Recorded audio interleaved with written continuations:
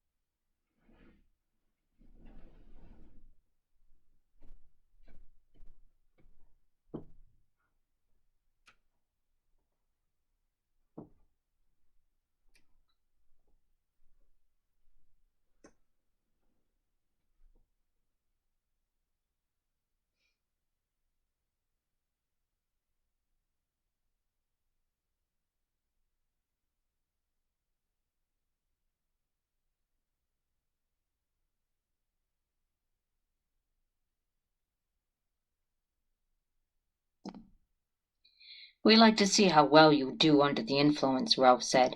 It can make it so much easier to become impulsive and forget one's legend. I have no idea what you're talking about, she said with a smile.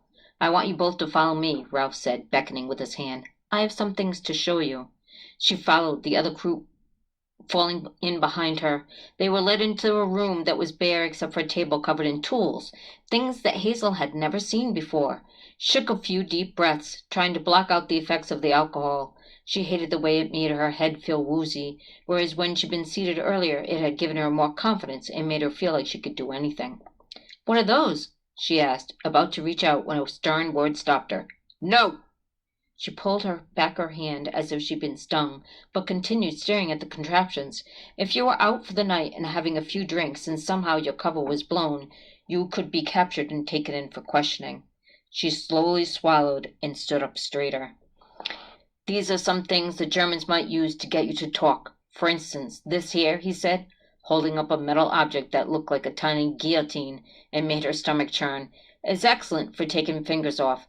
The enemy finds that the more pain they inflict, the more likely their subjects are to tell them everything they need to know. Hazel glanced sideways and saw that her drinking partner looked white as a sheet. She was trying her hardest not to let the shock register. And that? She asked, her voice sounding shaky even to her own ears, as she pointed to an unusual metal device that appeared to be a clamp of some kind. That could be to hold out a tongue or cut it off, but often they'll just use knives to get what they want. How long would this go on for? The man beside her asked. He received a shrug in reply. Hours, days, your guess is as good as mine. The best answer is probably until they get the information out of you. Either way, you'd probably be shot dead or left to rot at best. So we mustn't get caught, Hazel said. The point of your story is that no matter what, we mustn't get caught. And even if we've been drinking, we need to be able to talk ourselves out of any situation and not let even the smallest mistake give away our legend.